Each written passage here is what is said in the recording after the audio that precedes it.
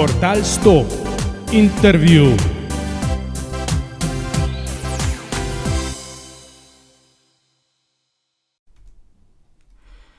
Dobrodošli v Portal 100 intervjujev. Poslušate prvo sezono in 5. epizodo. Tokrat pa je z mano gost Jurček Novak. Tebi je dejansko Jurček ime, čistko me zanima za začetek, da bodo to drugi vedeli, da ni nobena napaka v imenu pa v priimku, ne? Ker imaš tudi dvojni V pa 2x K. Mi lahko poveš, zakaj v bistvu? Lep pozdrav vsem. Ja, nekako, če ti da babica ime, imaš si pač Jurček. Ampak vsi majhen, vsi kličejo Jurček, ko si pa starejši, pa nekaterem pač ni logično. Ampak jaz sem se nekako odločil, da mu vztrajal pač do konca za ime Jurček. Ker sem ga dobil ob rojstvu in ta naj ostane. Ti si že od nekdaj se ukvarjal in se ukvarjaš s planinarjenjem. Za planinskega vodnika si naredil izpit leta 1981. Ja. Tako sem dobil informacijo na spletu. Si pa tudi vodja odbora in planinec pri Planinski zvezi Slovenija, ampak o tem majčkeno kasneje. Najprej me za začetek zanima, od kje je ta ljubezen do gora? Ja, moja ljubezen do gora je že od majhnega. Smo iz kmetije, ampak vseeno nekako pogled je bil v hribe in če se le dal, sem se z družbo odpravil v gore in tudi tam pri enih 16 letih, 15-16 začel malo plezati. In to je bilo nekako ene vrste način mojega življenja, doma, šola, pa če se le dal vikend ali pa tudi med tednom, potem ko sem že avto, na hiter do prvega vzpona in potem pač na njega. Tebe pa že tudi od samega začetka spremlja prav ena posebna lastnost, bom temu tako rekel. Namreč že v tistih časih si nekako se zavzemal za to, da bi v gore peljal osebe z invalidnostjo. V bistvu to sega že tudi v tiste čase nazaj, ne? Zakaj v bistvu si se odločil za to, no, da bi nekako tem osebam omogočil, da vidijo gore ali pa jih začutijo na svoj način? Kako se v bistvu vse skupaj sploh začel, da si ti peljal osebe invalide v bistvu na te gore, na hribe? Mislim, nekako začel se je po moje, po vseh teh premislekih in marsikdo me je že vprašal. Pri sosedovih se je pol leta po mojem rojstvu rodil fant z Downovim sindromom, Ludvik mu je bilo ime. In midva smo tako rekoč živela skupaj. Jaz sem prej shodil, on za mano. Mislim, tako rekoč sva bila in že takrat je bilo, seveda, to govorimo v začetku 60-ih let, že nekako Downov sindrom ni bilo takrat nekako, da bi bil tako sprejet v družbi. In nekako sem se boril za njega, drugi otroci so se nekako delali norca iz njega, pa smo nekako skupaj preživela tisto otroštvo in smo nekako začeli v tem. Potem sem ves čas nekako bil bi lahko rekel, z ranljivimi skupinami skupaj, nekako jih podpiral, jim pomagal razne stvari. Na koncu, ko smo pa naredili 81. leta za vodnika v Bavščici, so pa prišli tam dva ravnatelja internatov, to so bile od gluhih in pa slepih. In nekako sem zdaj, kar vem in po pogovoru z marsikom, ustal edini, ko sem ves čas tako rekoč bil v stikih z invalidi. Vmes sem tudi za Sonček pa za Sožitje delal, smo že v prejšnjem stoletju razne tabore speljali. Tako kako tudi na sami Planinski zvezi sem imel zelo dolgo dobo pregovarjanja, da smo ustanovili ta odbor. Ti si v bistvu že prej hodil dosta z invalidi v gore, že pred tem odborom, ne? Ja. Dejansko ti si v bistvu ves čas nekako upet v to, ne? Da si povezan z temi osebami, ko greste v gore, ne? Ves čas sem tudi inkluzijo nekako gledal, tudi moji tabori so bili večina, če se le dal, razen če so bili strogo plačani iz državnih ali takih stroškov, da sem mešal invalide in neinvalide, največkrat otroke, neinvalide zraven, da so videli, da so bili pripravljeni, da je tudi drugačnost in da morajo gledati na svoje zdravje, malo tudi iz druge strani. In mi zaenkrat lahko rečem, to uspeva. Kdaj si pa s temi tabori pravzaprav začel? Kdaj se je to nekako začelo pol vse skupaj razvijati? Po tistem, najverjetneje po tistem, ko si ti naredil ta izpit za vodnika, se pravi od leta 81 naprej? Ja, nekje v 90-ih letih smo začeli s tabori.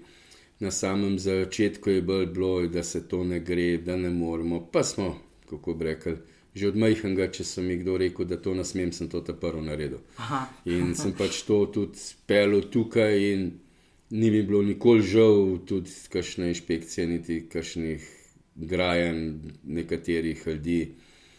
Je bilo veliko tega grajanj? Veliko. Predvsem strah. Zaradi tega tudi, ko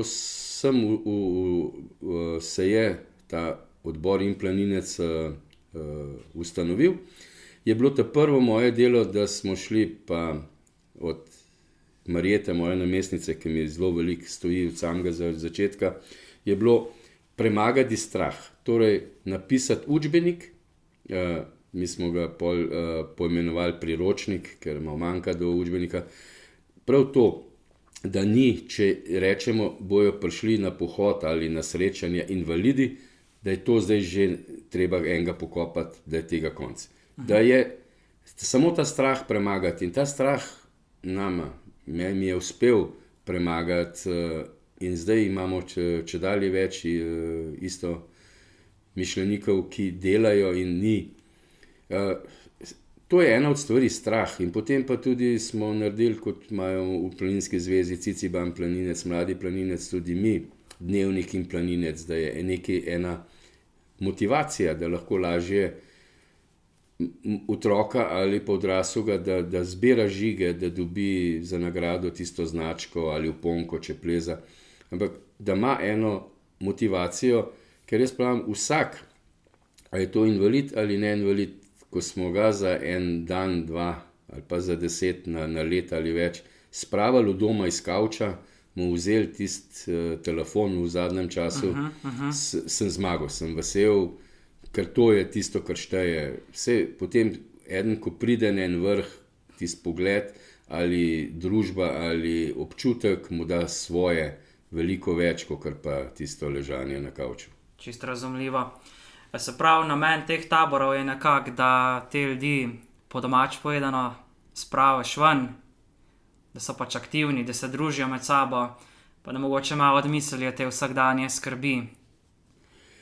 Ja, predvsem še ena stvar pri invalidih, to, kar se opaža in tudi na tem vsi delamo veliko.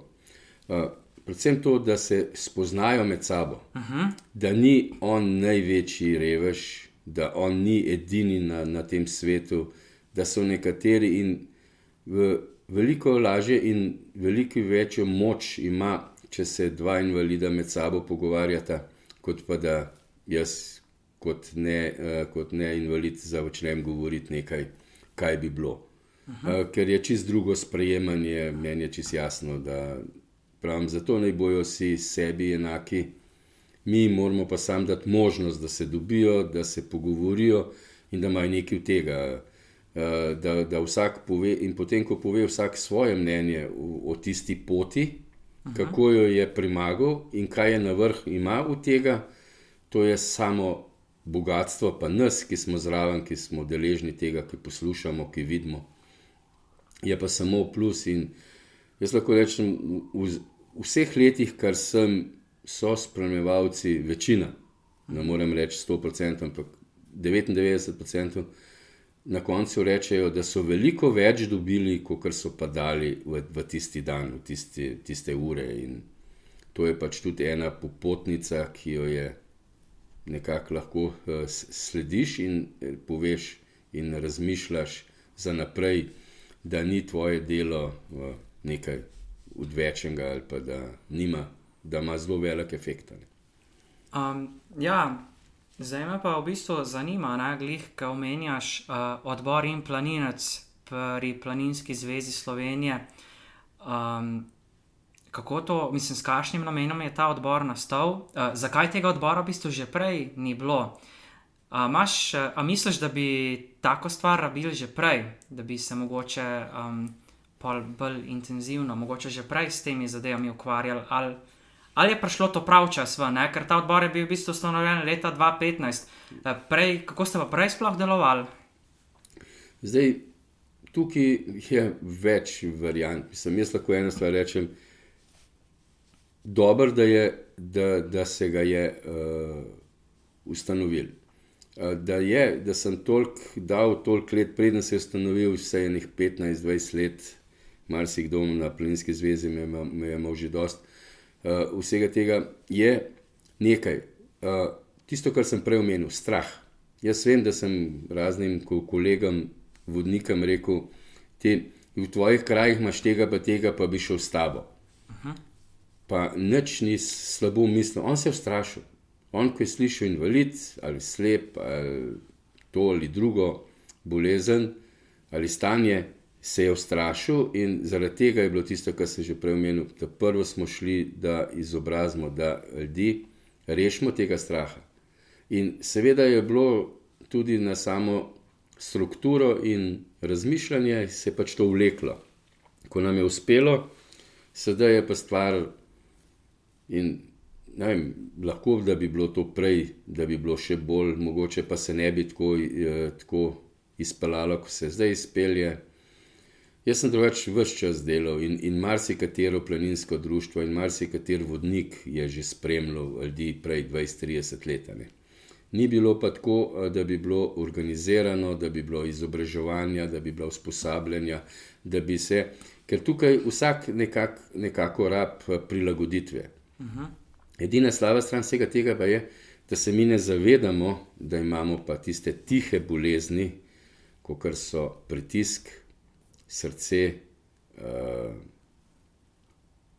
sladkor, to, da so veliko hujši, kot pa marsikatera invalidnost.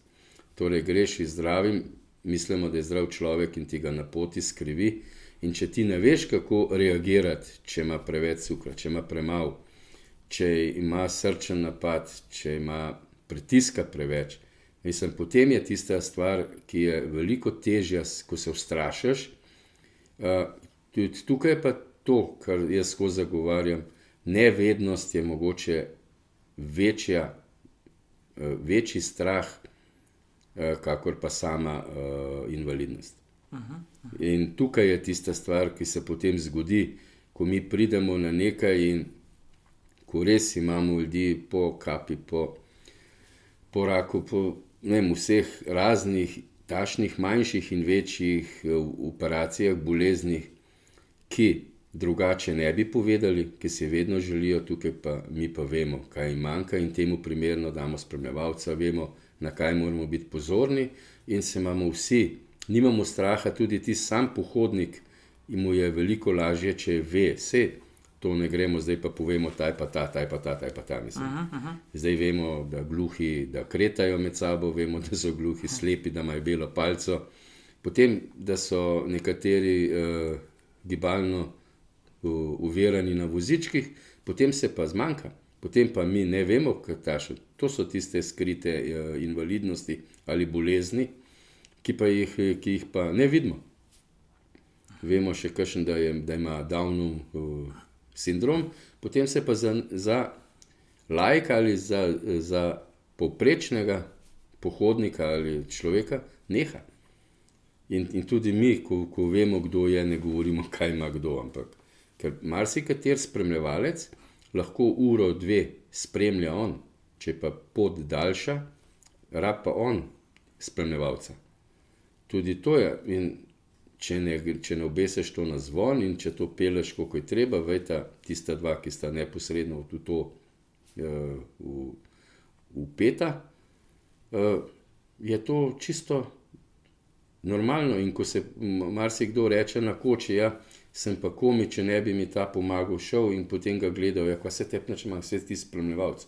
In pol pove, ja, jaz imam tako stanje in do ure pa pol, 2 mogoče kdaj zmorem, potem pa ne več. In ni zaradi tega nič slabši. In če pa človek bi pa vseeno šel, pa ne bi povedal, pa bi se mu kaj zgodilo, bi bila pa velika težava. Ste imeli da že kakšno presenečenje, mislim, v tem smislu, no, da se je kaj zgodilo, pa da ni povedal, pa da ste mogli pa na hitrico nekaj odreagirati, no, v tem smislu? Odkar delam z invalidi, ne. Ko pa pelem tudi ne invalide, samo pa že velika take stvari. Aha. Ne enkrat, velikokrat. Med ostalim, najbolj mi je v spominu par let nazaj, ki sem pel enega znanca pri 72 letih na Triglav, ki je rekel, da bi še enkrat rad šel na Triglav. Pa sem rekel, ajde, pa greva. Pa sva šla, pa je na vrh Triglav povedal, vmes ma res, jaz bi reagiral veliko drugače, povsem bi ga gor spravil, ampak videl sem ga po ustnicah, po očeh, da je, pa smo malo drugače. Malo bi mogoče kakšen dan dodala ali pa kakšno uro več porabila. Ampak ti na vrh povedi, jaz imam pa 3 pacemakerje. Zdaj, pred 3 mesecih sem dobil, te pa tudi včasih pride, da bi kakšnega dol pahnil. V tem smislu ima pritisk, ima cukra, toliko pa ne pove. Ne? In ne povej, nič hudega bomo, ja pa bom uveril drugega. Ne, zdaj, če se tebi kaj zgodi, takrat boš uveril največ. Ja. Takrat boš največ uveril. Ko se ti bo kaj zgodilo, ko te bo treba čakati reševalce, helikopter in take stvari. Ne. A veš, velikrat, naprimer, takole, se mi zdi, da rečejo, zakaj vlečete invalide tam pa tam.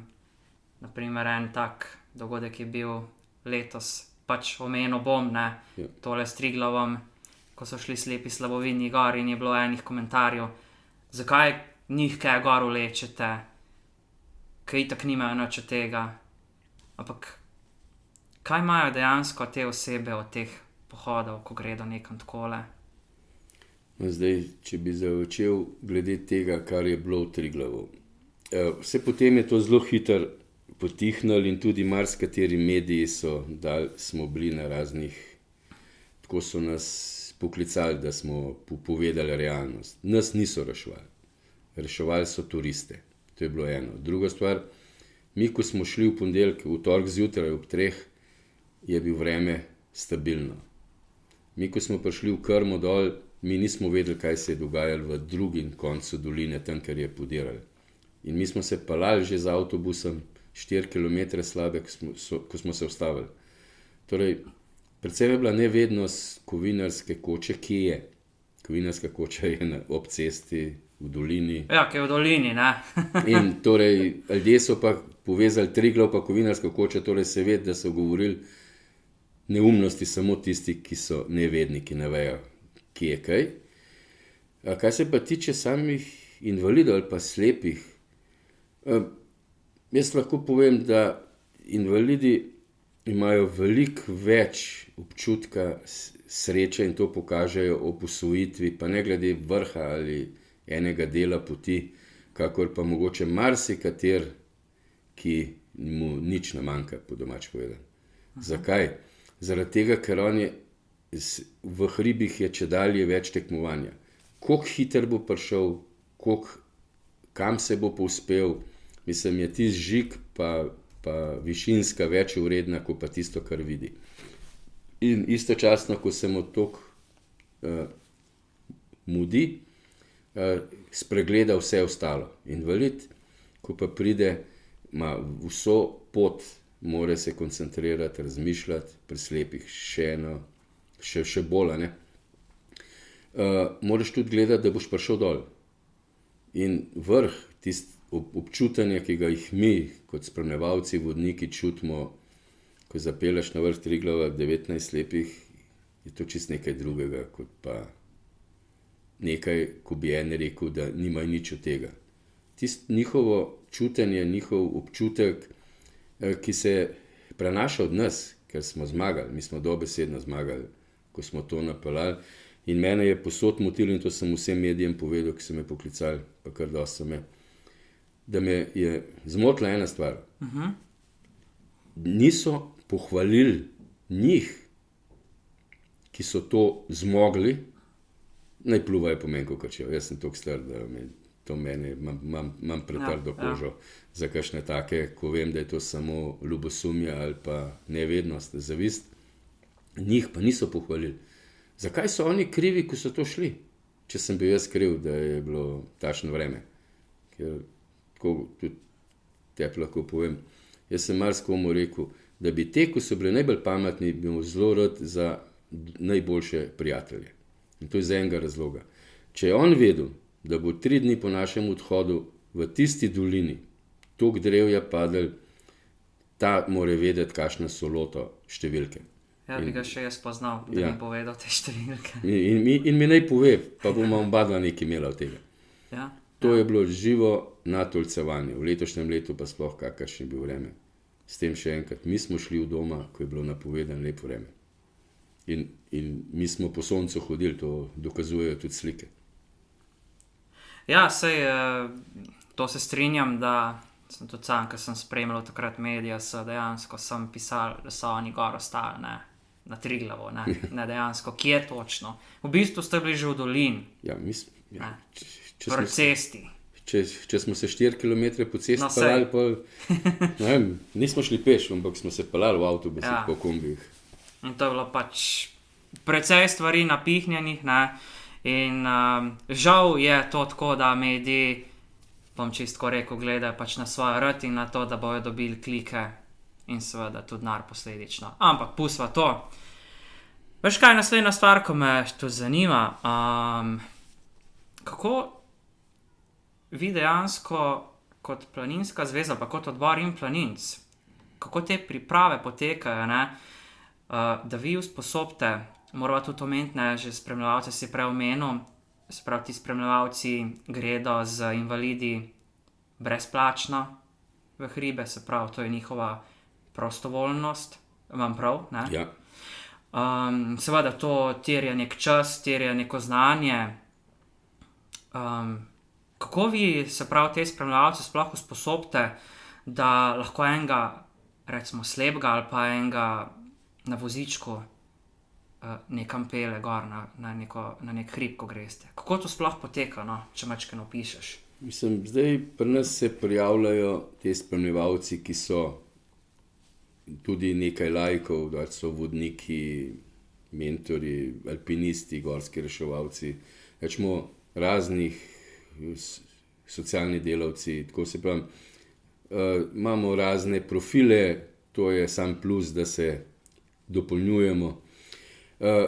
Tukaj je tisti strah, zopet smo tam, strah se treba premagati, nekateri pridejo sami, bi šli z vami, bi enkrat, da bi probal, da vidim, kako zgleda, ne vem, in potem marsikdo na koncu dneva reče, jaz bi slepe, ne bi gluhe, ali pa ne bi vozičke spremljal, ne bi nevrorazlične, pa te ne bi, mislim, vsak mu damo možnost in potem, ko vemo, kje je tudi v taki Andremi, ker jih več rabimo, da jih pač povabimo mi vse, ampak da vemo, koliko jih kje potrebujemo.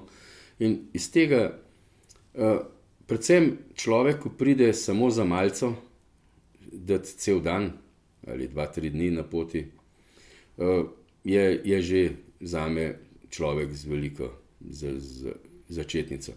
Potem pa sploh, človek moraš biti, da lahko sprejmeš, ker marsikdo pride pa reče, žal ne morem, jaz ne morem, moje telo, moja glava mi ne da. In pač mu ga razumeš in mu rečeš, prid zraven kot pohodnik, se ni pač no spremljal, ampak bi pa on vseeno šel z nami. In tako imamo kar nekaj zdaj že teh, ki so mislili, da bojo zmogli, ampak vsi jih sprejemamo takšne, kot so. Pač Pač je priznal, ni vsak za vsako stvar. No. To je treba vedeti, da vsi ne moramo vse delati in Normalno. marsikdo ne more rokavice vzeti, pa nekoga od odraslih jeti previt. Marsikdo ne more jeti enega, pa ga iz eno kašo pitati, a ne. Seveda. Rečemo, pač ne moreš in zakaj bolj da poveš in še vedno si pa lahko zraven, ker tašen pa lahko kakšno drugo stvar vzadaj pomaga, glede na svojo izobrazbo, na svoje delo, ki ga pa tako rekoč tudi velikokrat potrebuješ ali zmeraj, ampak on spele eno drugo stvar, pa zakaj bi mu zdaj rekel, zdaj moraš to delati, če je že prišel prostovoljno in ni. Tako kot smo velikokrat že omenili, strah je treba premagati, spremljevalci se pa eni grejo na 3-dnevno izobraževanje, eni grejo na usposabljanje, rečemo 3-4 ure, nekateri se tisto, kar jim manjka, pridejo na 5-6 pohodov ali več, pa tam, ko rekoč prakso, jemljajo, ki imajo teorijo, marsikdo ima teorije zelo veliko, pa mu praksa manjka. In tako se kalijo in tako se tudi družba med sabo, med invalidi in neinvalidi krepi. In marsikdo pride že zdaj, vzame si raj čas za nas, prav ker toliko dobro se imam pa zelo malkrat. Ker nobenega ne gleda, kaj mu manjka. Vsi nekako si pomagamo med seboj in ni tistega, je tis pa tašen. Ja. Je za prostovoljstvo dosti zanimanja ali vam jih manjka? Glede teh samih spremljevalcev Oziroma spremljevalci. za pohodnike, ko so prostovoljci, nekako imamo tudi na marsikaterem pohodu kakšnega 2, 3 ali pa 5 rezerv. Pri samih vozičkih je pa nam gre pa bolj na knap, ne. Smo podpisali dogovor z skavti, taborniki in pa Slovensko Karitas, zdaj se dogovarjamo tudi z Župnijsko Karitas, potem z Manipuro in pa Nefixom. To so organizacije, ki nam redno pomagajo, da tudi za vozičke nimamo probleme.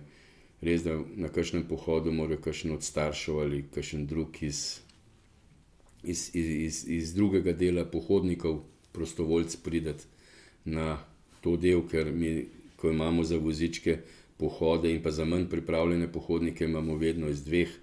Ena pot je za vozičke manj pripravljene, druga daljša je pa za pohodnike, tako da imamo cilj skupen, da se tam dobimo in tudi tam se lahko rečem, nobenem reče, ti si pa po tej poti šel, ampak tam je družba, je veselo in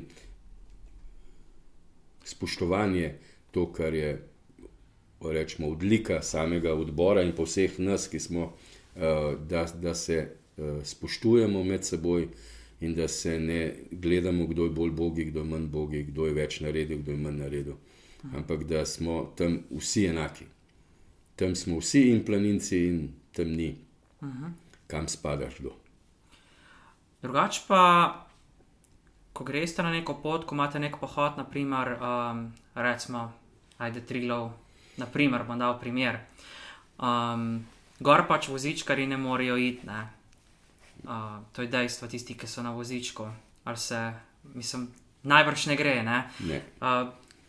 Kako se prav potekajo priprave samih teh oseb z invalidnostjo, ker vsak vse posod ne more iti, a si to ti prej recimo ogledaš tisto progo, ko boste šli, ok, verjetno ti zdaj že poznaš, glede na to, da si že vrsto let v tem, že poznaš te gorovja, hribovja, ampak kako pa preceneš, kam bo lahko nekdo nekam šel, naprimer, kar se tiče teh hribov, no? Zdaj, na vsako pot je predtem, pa ne veliko prej, ampak tam do enih 14 dni je ugled natura. Iz čistih stvari, ali je bilo kakšno vreme mogoče, ali marsikaj se lahko zgodi, torej da se ve. To je ena stvar in potem se tudi predvsem po kateri poti kdo gre. Nekako vse tiste, ki so že bili, nekako poznamo, tisti, ki so novi, jih pa vprašamo, mislim, zaenkrat še verjamemo.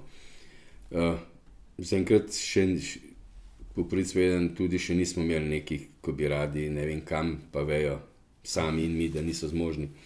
Je res, rečemo, posod teh lažjih poteh, ki so, je vedno kombi kot metla vzadaj, da lahko naložimo ali voziček, če se je pokvaril ali kaj polomil, ali pa kakšnega, ki je bolj onemogel.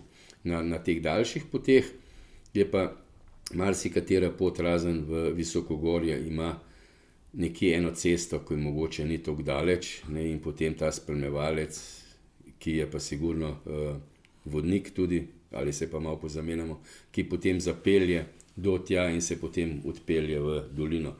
Lahko povem, da v teh 8 letih zadnjih tega ni bilo veliko. Mogoče kakšni vozički električni, da so se pregreli, da so premalo napolnili baterije, da mogoče kakšen pohodnikov, tistih, ki so gibalno ovirani, da niso zmogli. Pač vsak dan vse se ne zmore. Ne. Ampak to ni toliko veliko, da bi zdaj rekli, da imamo s tem težave, da bi mogli 2 kombija. Tisti kombi, ki je v zadnji metla, pač v veliki večini pride prazen na cilj z nami. So pa kdaj res tako. Pri samih pohodnikih, ki so pa v Visokogorje, smo se pa tudi v zadnjih 8 letih vračali samo, mislim, 2-krat ali 3-krat, ampak to tako, ne zaradi slabe pripravljenosti, ampak trenutnega dneva in pač stanja, ki je bil, rečemo, nič slabega, in to, po moje, smo vedeli tisti, ki smo bili tam, pa še to ne vsi, tako rekoč, zato ker to se pač ne, vsakemu se lahko zgodi, imamo pa to vedno poskrbljeno. Tako kakor se mu že tudi 2-krat se zgodilo, da smo prespali da so nekateri prespali na določeni koči in smo se naslednji dan dobili skupaj. Pač ne gre, ne moreš pa zdaj siliti. Ja. Vmes pa tudi peljete pri Planinski zvezi projekt Gluhi strežejo v planinskih kočah. Kako pa je prišlo do te ideje, da bi to naredili? To je prišlo leta 2017, smo imeli pilotno izobraževanje konec septembra in začetek oktobra in smo imeli tudi 3 gluhe na našem izobraževanju. In te so, Miloš Ganič je predlagal, da bi gluhi nekaj delali, ker se preveč so znani, da nič ne delajo, čeprav delajo, ampak pač nekako stereotip, tako kot tisto, kar smo se prej pogovarjali, da pač kače slepec v hribah se nič ne vidi.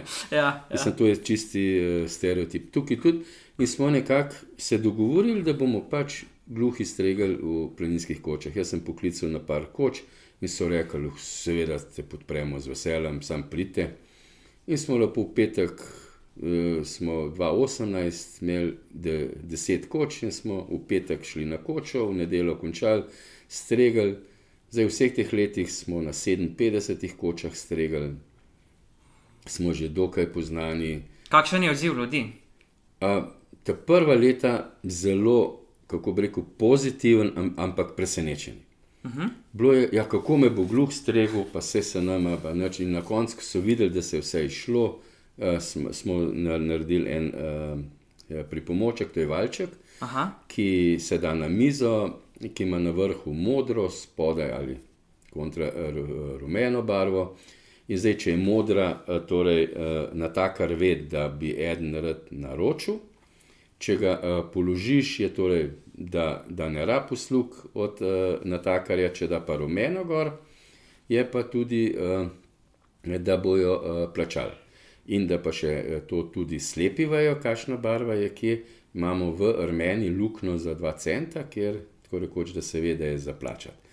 In istočasno so tudi pred 3 leti delali slepi, so se učili znakovnega jezika, tako da danes na marsikateri koči si slepi sami znajo znakovni jezik, so si ga zapomnili. So si ga, in kar je bilo še večje, tukaj so se pa gluhi tisti, kako se bomo mi s slepimi pogovarjali. In zdaj pač presenečenja, so tukaj tudi anekdot veliko med gluhimi, slepimi. Verjamem, ja.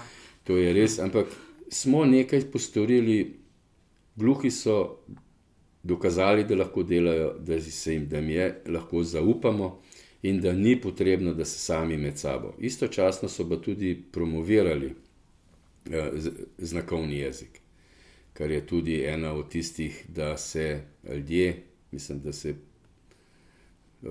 ostali, rečemo Slovenci,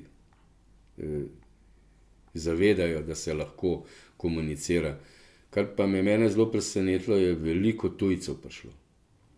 Veliko tujcev prihaja, je prav, ker sledijo našo spletno stran in pa naše socialne medije, so prav obiskovali in se čudili in seveda so nas vprašali, če lahko pri njih to stvar speljejo. Smo jim, hvala Bogu, vsem dovolili, vsako z velikim veseljem, da smo dokazali, da se da, zopet da rušimo stereotipe in tisto, kar jaz veliko rečem, uvere so samo v glavah.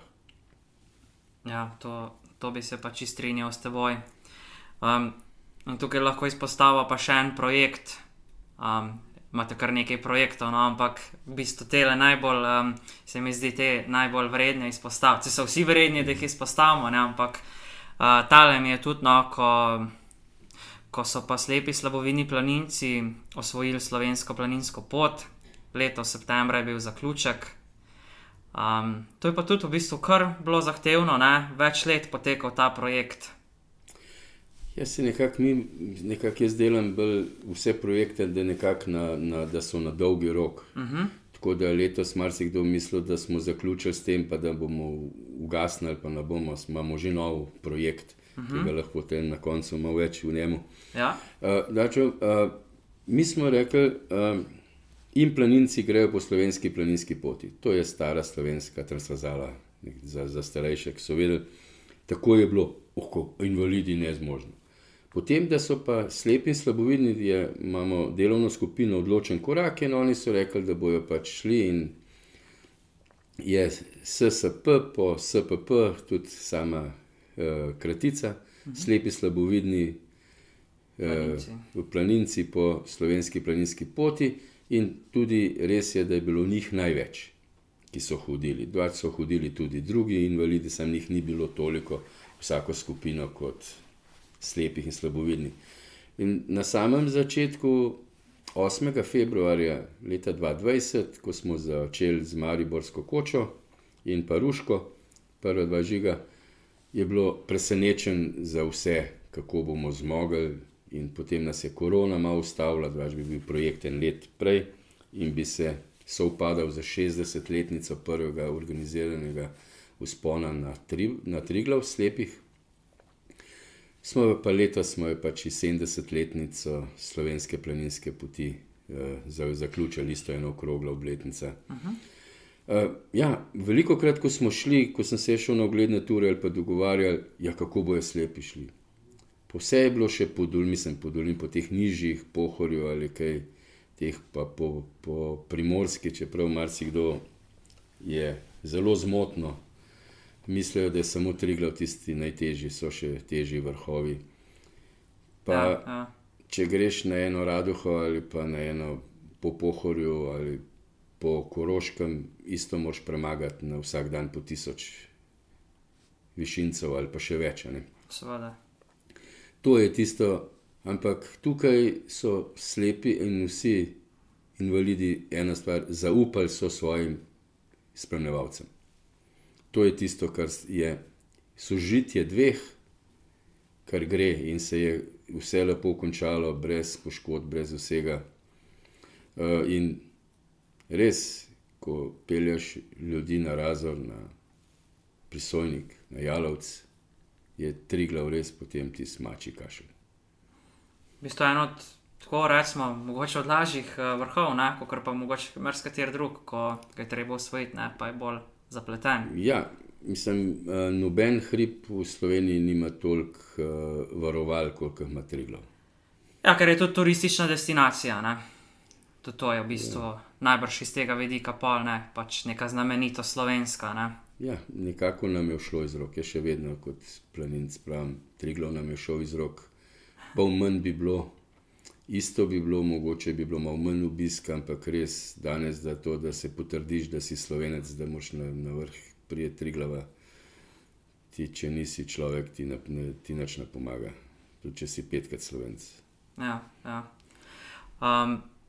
Kaj pa za naprej, ko si že prej začel omenjati, ne, se pravi, tole slepi slabovidni po slovenski planinski poti, ta projekt ste zdaj septembra zaključili, ne, ampak a imate z njimi še naprej kaj sodelovati oziroma z drugimi skupinami, verjetno so že kakšne ideje, ne, sej... Vse je že plan, že potrjen, tako rekoč. Aha. Šli bomo tistim, ki še manjkajo, žig 2, 3, nekateri mogoče 5, bomo seveda slovensko planinsko pot dokončali.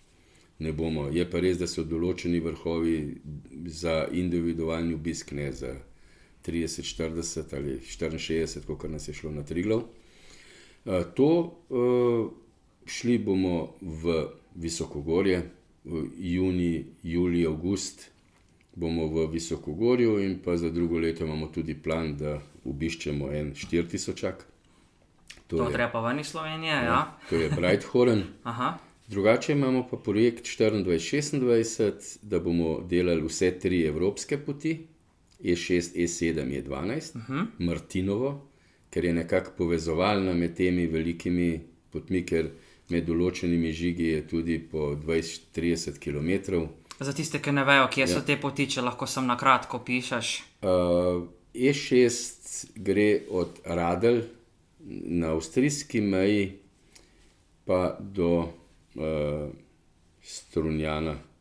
Se zdi, da je Strunjan na morju, čez center Slovenije, čez Snežnik in vse to. E7 gre iz Kobarida pa do Hodoša, zopet čez celo Slovenijo. Nečemo. In E12 je pa najkrajša, gre pa iz Solin, na meji iz Hrvaško, pa do Ankarana. Tako da zopet do Lazareta, tako rekoč, ki gre v Italijo naprej. Tako rekoč, tudi vse te poti bomo začeli in končali v tujini. Martinova pot je iz Domanjšovcev, tudi smo jo začeli, ki bi zdaj Martin, smo jo že začeli letos, tako rekoč za praznik Martina, 11. Smo tudi šli iz Madžarske. In pa zraven bomo delali tudi zasavsko pot, prav to tisto, kar sem prej rekel, da evropsko pot malo še združimo pa nadgradimo, ker zasavska pot ima tudi skoraj 300 km. Vseh teh poti, ki sem jih zdaj omenil, je pa kar dobrih 1500 km in to računamo v 3 letih, istočasno pa seveda tisto, kar sem omenil, za poletje bomo šli pa v Visokogorje. No, ko smo že glih mačkam pri tujini, nekaj sem tudi zasledil v medijih, kako kaj je v tujini glede invalidov v gore? Se mi zdi, da smo, po tem, kar sem jaz prebral, sodeč kar eni izmed vodilnih v Sloveniji, da je taka organizirana skupina, ko pele invalide v hribe. No? Da marsikje tega ni, ne? Saj to bi se strinjal s tem. Glede tega se lahko pohvalimo, da smo Slovenci ene vrste pionirji. Je pa posod v marsikateri državi, tako kot je bilo prej pri nas, da je določena skupina pelala določene skupine, kaj se pa tiče tako, da mi ne gledamo, katera kategorija, da imamo vse kategorije, da temu prilagodimo, smo pa sigurno edini. Pa da je to na nacionalni ravni. Če pa tako, kot je bilo pri nas, po določenih krajih, društvih se je organiziralo in se je pelalo ali motnjo v duševnem razvoju, ali slepe, gluhe. Mislim, v tem smislu pa ne, to mogoče 1, 2 ali 5 maksimalno pohodov na leto, mi pa vsako leto zaključimo tam čez 40, med 40 in 45 pohodi. Tako rekoč, je res za vse. No, tukaj si hodijo gibalno uverani, nekateri tudi v visokogorje lahko, koliko zmorejo, to so določene kategorije. Ampak drugače, kar se tega tiče, smo res pionirji. Še za konec, kakšno je tvoje sporočilo vsem tistim, ko recimo vidijo normalno ali pa so čisto zdravi, da nimajo nobene invalidnosti? Kakšno sporočilo imaš mogoče za njih do invalidov, no, v tem smislu? Imaš kakšno tako sporočilo, ko bi povedal vsem, no? Imam jih več, rečemo tako, marsikateri ni za na radio. Okay. Kakšen kaj je, no? Ja, je stvar, da pridružite se nam, pa boste videli, da stereotipi ne držijo in mogoče boste več odnesli od enega takšnega druženja, ne glede ali v visokogorju ali v nizkogorju, kakor si pa mislite, lahko sploh predstavljate.